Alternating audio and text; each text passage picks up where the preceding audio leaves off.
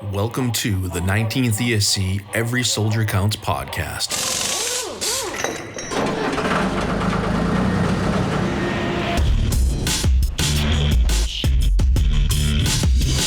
Wherever you find American troops today, you'll find the men of the Transportation Corps. Enough and on time. That's the story we tell you today. The story of the Army Quartermaster Corps. These youthful servicemen are members of the Army's Military Police Corps. One of the most important forces behind the lines, the Army Ordnance Corps.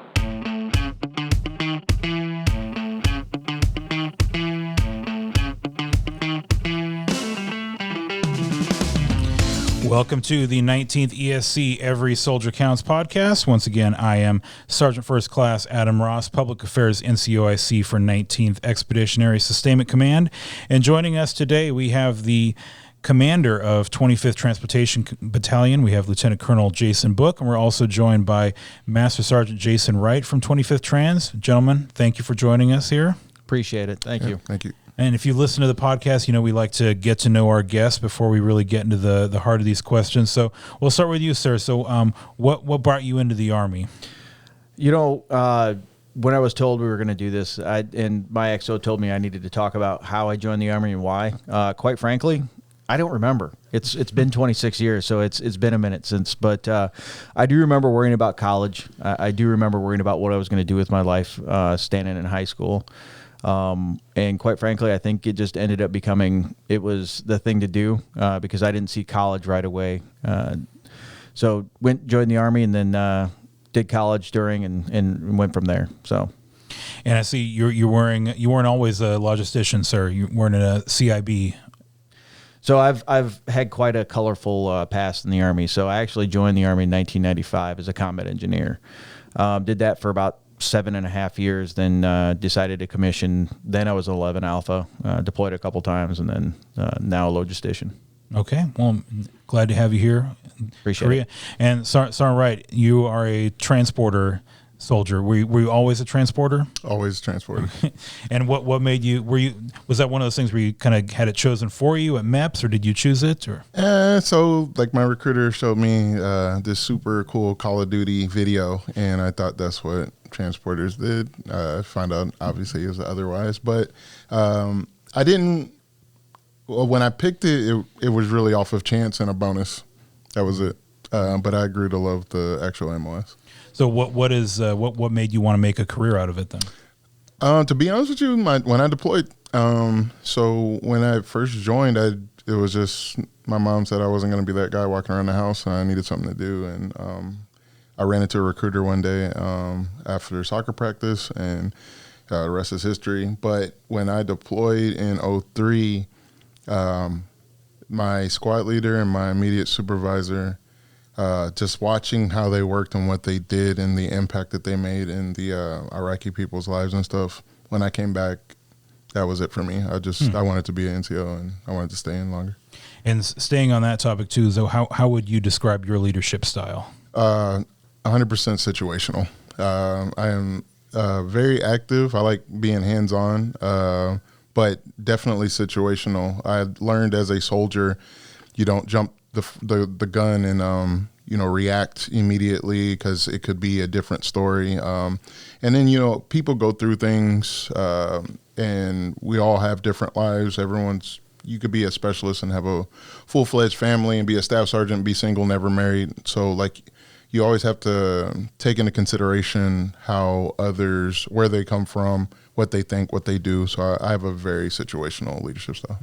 And same question to you, sir. How would you describe yours? So I guess I would describe it as Reaganomics. So I trust but verify. So at a battalion commander level, you have some fairly I don't want to say senior leaders, but you have people who've been around for a minute. So they kind of have an understanding of what they need to do. So I trust that they understand that job, but I verify by going through and back checking on things. But the other is I like to get involved in where the soldiers are at. Because quite frankly, at the soldier levels where you understand where things are happening, and that goes back into the verify thing. So yeah, that's really what I've seen that's succeeded through 26 years of watching various leaders at various echelons. Okay, and so you're both at 25th Transportation Battalion, which is one of our units at Camp Carroll. What can you tell me about the history of 25th Trans? Like most units, it didn't start out necessarily in Korea, right? Correct. So 25th Transportation Battalion actually started in 1944 in, I believe it was Mississippi, right? It was either Mississippi or Alabama. But it was put together to support Europe in World War II. It actually was a rail center supporting World War II in France. That's why we have the castle and the fleur de lune on our crest. And then it moved to Korea, and I want to say it was the early 60s, late 50s, early 60s. And I know you like to keep history is important to your battalion. You recently revived an old unit award that you've been echoing that railroad heritage. What can you tell me about that, sir? So we actually brought back the Silver Spike, and what that is in 1962, I believe it was. They decided to start a brotherhood within the battalion for transporters across battalion or people who support the battalion or do significant things for the battalion, just to show appreciation and also to remember where the battalion came from. So I want to say 2003 or 2004 was the last awardee prior to Sergeant Major Williams, which is right before his PCS last month. So. But before that, it had been early 80s since they did it. So we had a lot of breaks between the awardees. Yeah, and if you want to read more about that award and about Sergeant Major Williams, we have a article about that on our website, army.mil/19th ESC. Yeah, Sergeant Major Williams was really proud of that. I remember, and it's a good looking award too. I mean, it is a literal silver spike. It absolutely is. It's heavy and everything, and a chunk of wood block. So it's awesome. Mm-hmm. Okay, great. Well, we are going to take a short break. We'll be right back to talk more about the 25th Transportation Battalion right here on the Every Soldier Counts podcast.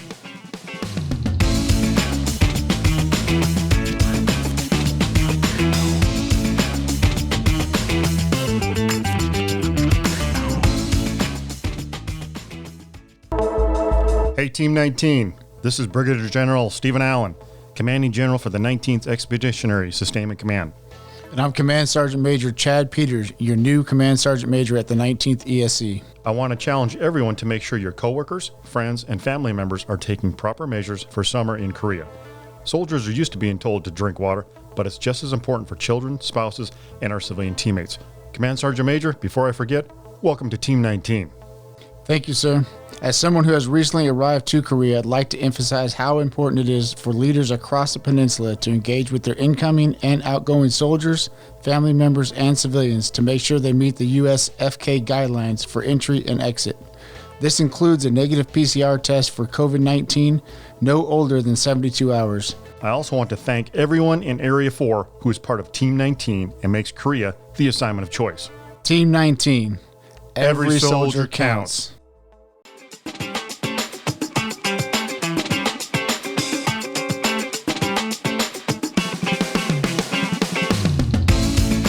Back on the Every Soldier Counts podcast, learning more about the 25th Transportation Battalion. So what can you tell me about the structure of it? We have a lot of unique units here in 19th ESC, and I know 25th certainly is no exception to that. So 25th as a transportation battalion, we consist of teams, not companies. So I don't even have a headquarters company. It's a headquarters detachment.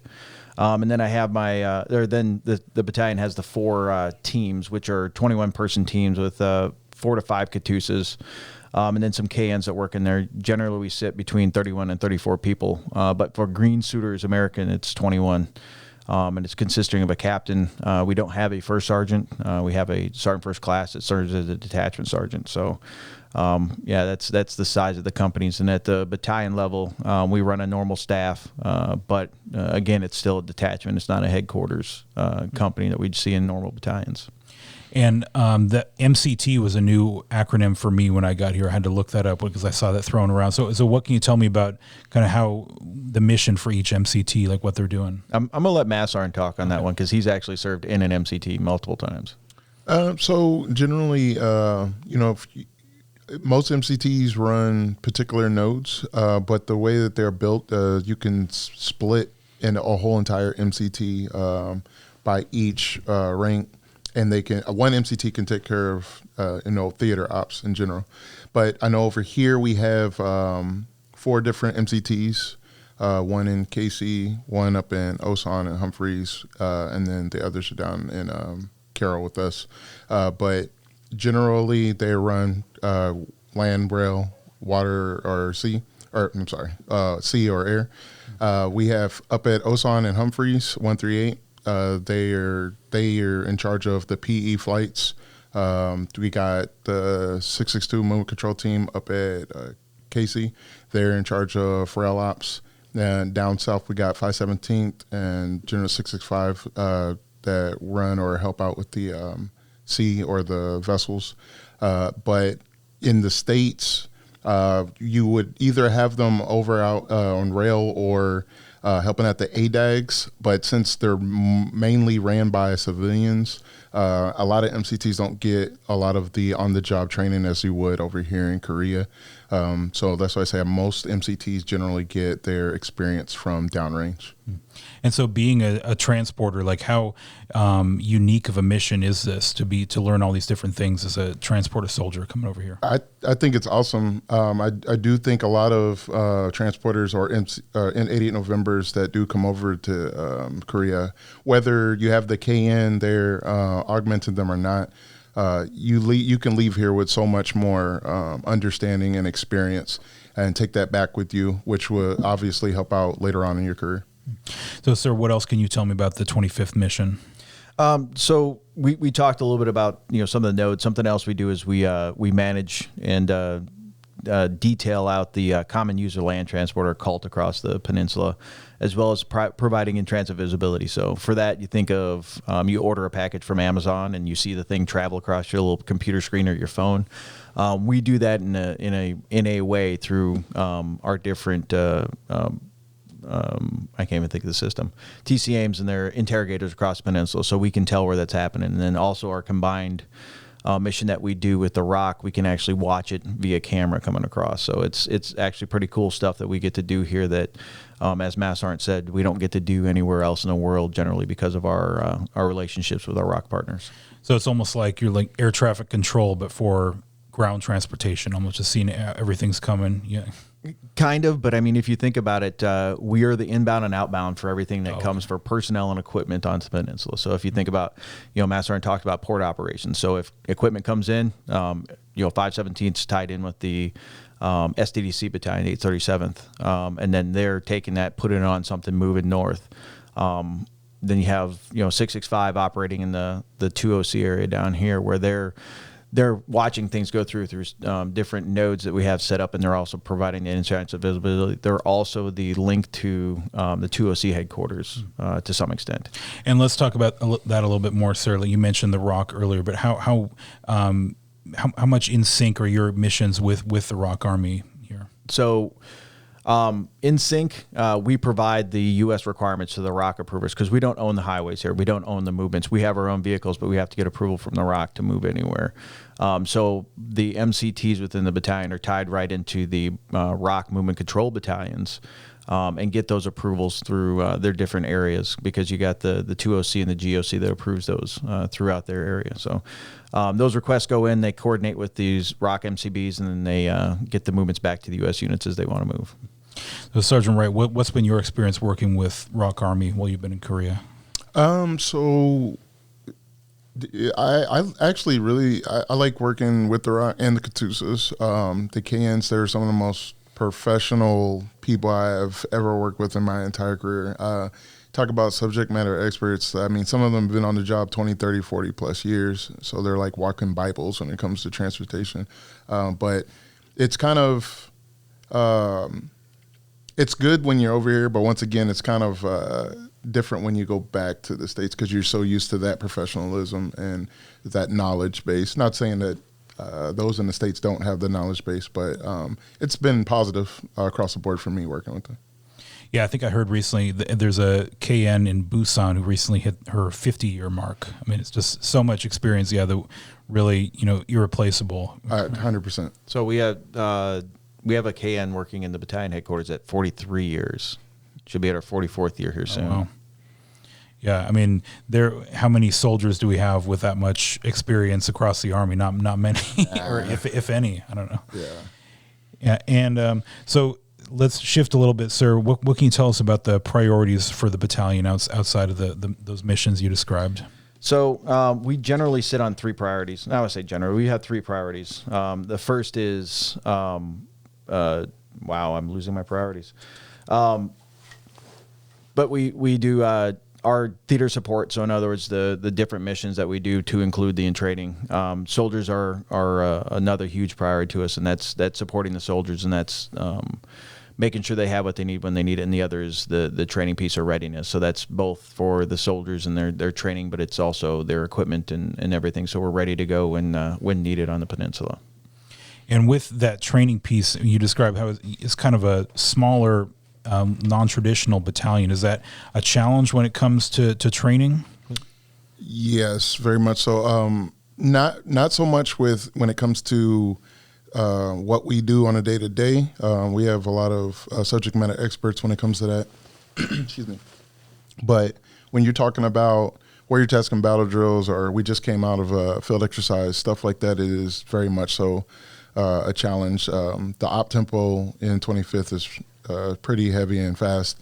And then on top of all that, we're support. So, getting land or taking the time to do stuff like convoy live fire and stuff like that can be very challenging, trying to get all of your formation to be able to get up to par when it comes to that type of training, while maintaining the same type of op tempo that we're doing and maintaining the nodes that we are in charge of. Can be tasking, but builds character.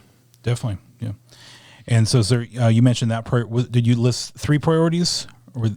Yeah, three priorities. Okay. So, but you also have the move vision. Oh, yes. What can you tell me about that, sir? So we have what we call the Spearhead 6 tracks to success, and that's through MOVE. So it stands for maintain standards and discipline, operations, violence of action, and every soldier counts. So really my vision for the battalion is if we can do those four things right, then everything else will shake out, and we'll be able to execute mission and then support even beyond that. Because as long as everybody's playing by the same rules, we're maintaining standards of discipline. Everybody knows where they stand. Everybody knows where they're going.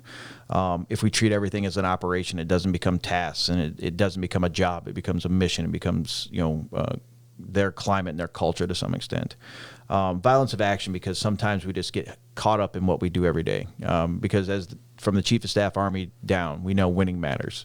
But it also it allows us to focus back on our warfighter skills that sometimes we lose touch in, especially in sustainment formations. And then lastly, every soldier counts, because there is no success without diversity. Our soldiers are our number one capital. I know we talk about, they're the only thing we can't get back, and it's absolutely true. But that's not just because they have something medically, but it's also the mental and their commitment to what we're doing.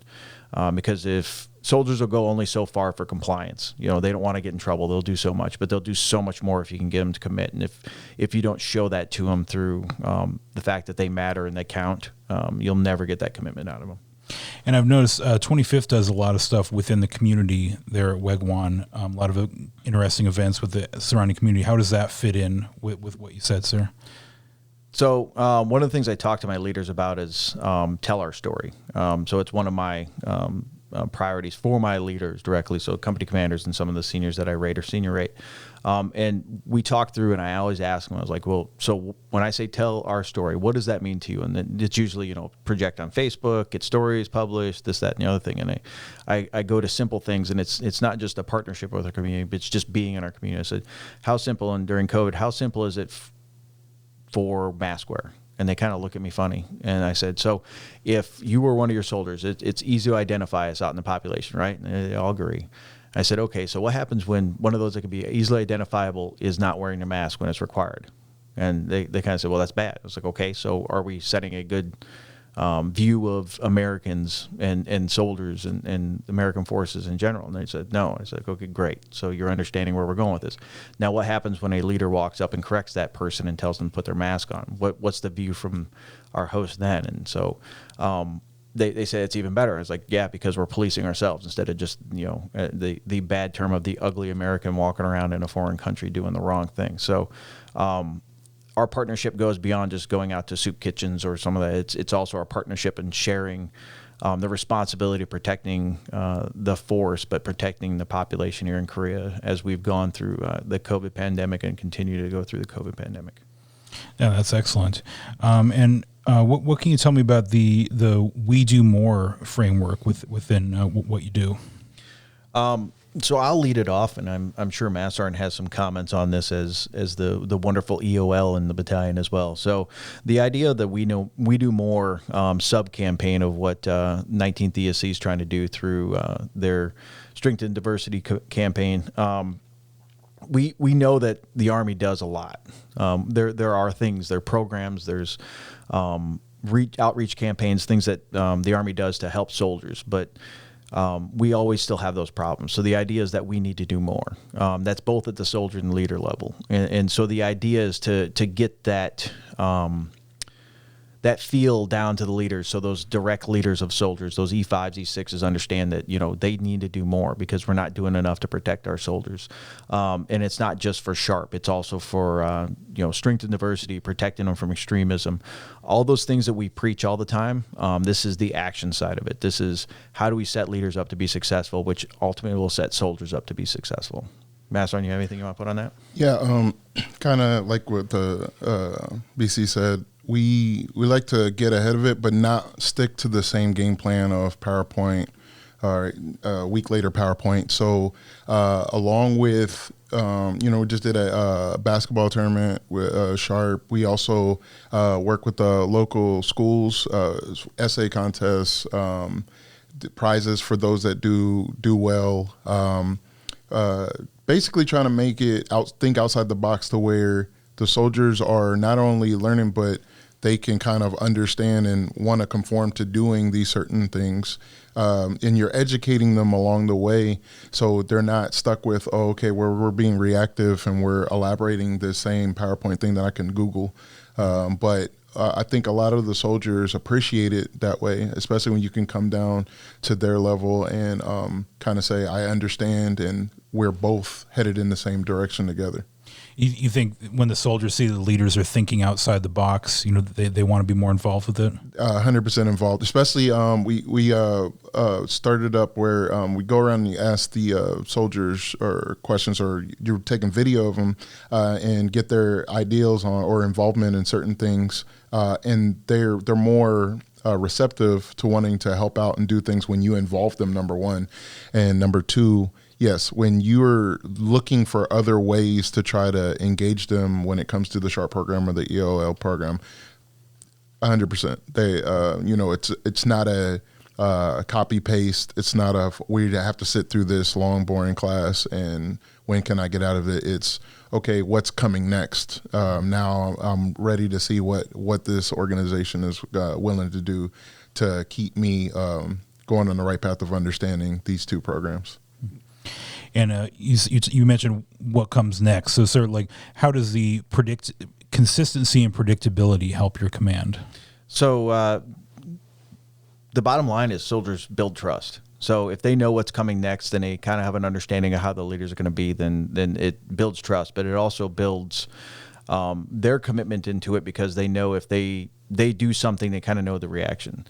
But the other part is, and I would like to elaborate on it, something we do for the strength and diversity, but also how to help soldiers become adults. Because, as we've had soldiers come into the service over the last year, the bad term thrown out as COVID babies, right? There's soldiers that are coming in, they didn't experience basic and AIT in a way that the Army necessarily wants, but it's because of COVID. And so with that, what we found is that there are a lot of things we just have to do at the unit level. And one of them that we initiated was a mentoring program we do brothers and sisters in arms. So the idea is that we have senior females that sit down with the female population and talk through being a woman in the Army and being just a woman, growing into being an adult. And we do the same thing on the male side, and then we bring them together and have those discussions like dating in the Army, or what's it look like acting in the barracks? How have females and males in a room. Are you acting like you're in high school, in your mom and dad's house, or, are you acting crazy like it's something off a movie? But it's having those serious and real conversations between soldiers. And really, we're just refereeing as seniors in the room, helping with insight. And I mean, we've gotten into deep conversations like soldiers ask about, how do you deal with depression? How do you deal with this? And it's opened up a lot of how we talk to our soldiers. And that's where we got feedback. I don't want a class. I just want you to talk to me. Yeah, I think that's a really good point, because we, not only are they coming out of basic without maybe the most traditional training environment, but they're coming to Korea, someplace, very different from where they had ever been before.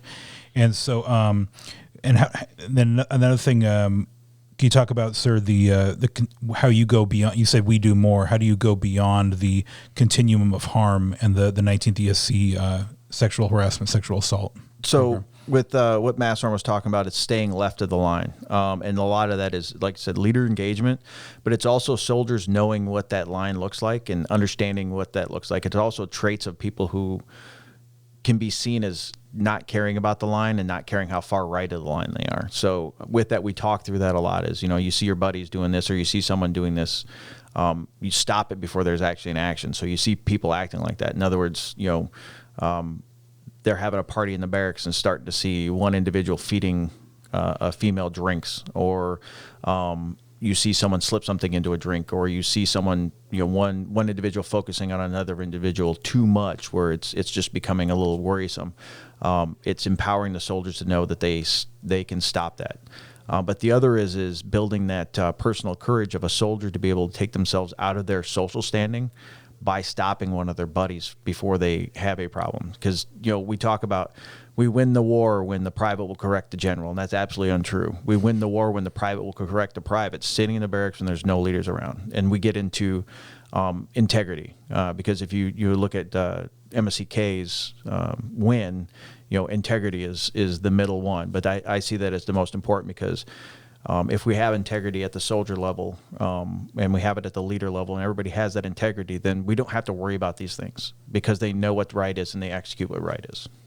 Yeah, I'd never heard it described that way, sir. The privates without the leadership there, what happens? Yeah, that's a big question. Well, that's usually where I have our problems, when privates, when leaders aren't there. So if we can get them committed to protecting their buddies and the people around them, then we have that.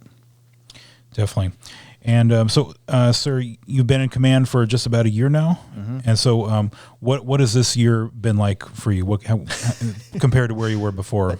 Most, and I'm pretty sure any leader who's ever talked to me, they'd hear a 4-letter term of JPPC. But I'll move on to that. It has been 20 years in the making. So, a goal of commissioning of mine was battalion command. So I walked in my command and I told every soldier in my command that this was my 20-year goal. I'm just living through it. So, it's all gravy, but it has been tremendous. I will tell you that I have yet to truly meet a horrible soldier. I've met some soldiers who may not have been brought up right, and they need some assistance, and we give that. But by and large, within the 25th Transportation Battalion, the Spearhead Battalion, it is full of a bunch of great leaders and soldiers who want to do nothing but do the best for the Army, for themselves.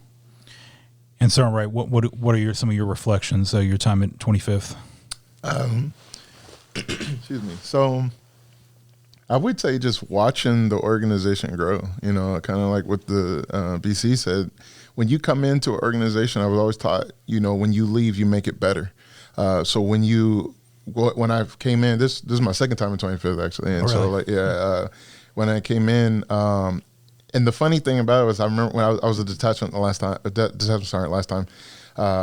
and I used to look at my all S3s as like I would never want that job, and here I am. So but you take it with a grain of salt, and you see you're not looking for negative things, you're not looking for holes, but you're looking for where you can put that plaster over that hole and repaint it to where it's a new wall, right? And so watching, the battalion do its first field exercise late last year, and then coming back this year, CPP or CPT or CCPT and KRF, and watching all the processes get better and better. I'm actually really happy at the results, and I'm sure the BC is at this field exercise we just came out of. Just watching the soldiers and watching leaders be greater than what they think they can be, and then starting from that point, saying that next time I'm going to make it better. Next time I'm going to input this training. And then they go to a whole nother duty station. And once again, not looking for negative things or bad things, but seeing that, no, this isn't right. This is how we should be doing these things. And I have the continuity to prove that. So just watching 25th as a whole get better, and hoping that it maintains that. I couldn't ask for anything better. And, I'm really proud of the leaders and the soldiers that's under the 25th umbrella. Awesome. Anything we didn't hit that you guys want to talk about? I'm good, sir. All right. Well, I want to thank both of you for coming on the show. And again, you can see some of the 25th missions and soldiers if you go on the 25th Transportation Battalion Facebook page. And don't forget to follow 19th Expeditionary Sustainment Command as well. And subscribe to the Every Soldier Counts podcast. We'll talk to you again next time on the Every Soldier Counts podcast.